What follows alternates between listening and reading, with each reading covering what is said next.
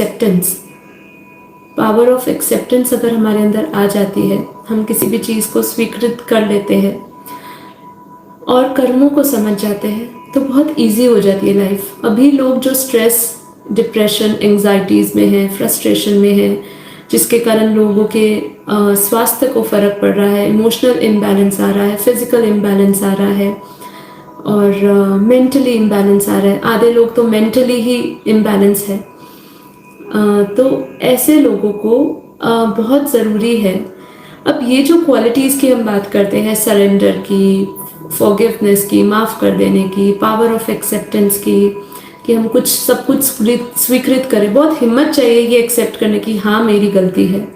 कोई नहीं बोलेगा कि मेरी गलती है, होगी तो भी नहीं बोलेगा, क्योंकि हमने अपने आप को किससे जोड़ा हुआ है? वो अहम से जोड़ा हुआ है, मैं। जब तक वो हमारा मैंपन, अहंकार ख़त्म नहीं होता है, तब तक हम ये नेगेटिव चीज़ों को रिलीज़ नहीं कर पाते हैं।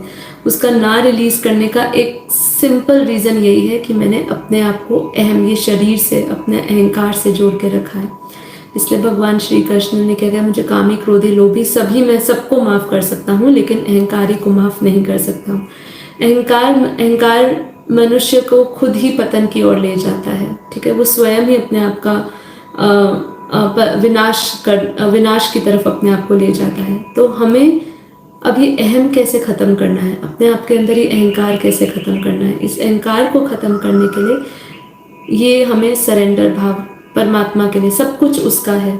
ठीक है, जैसे कि मैंने कल एक कहानी बताई थी वो राजा की, जिसने कितने सारे हीरे, जवाहरात, मोती सब इकट्ठे करके रखे थे और अंत में जब वो उसी के तहखाने में बंद हो गया, तो वो उसका जो हीरे, मोती, जवाहरात थे, ना उसको पानी दे सके, ना उसको खाना दे सके और वो मर गया।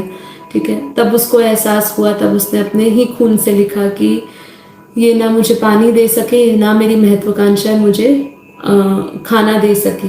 ठीक है, तो हम अपना पूरा जीवन उसी में लगाते हैं। इसलिए बार बार हमें याद करते हुए अपने अंदर वो सरेंडर को बढ़ाना चाहिए।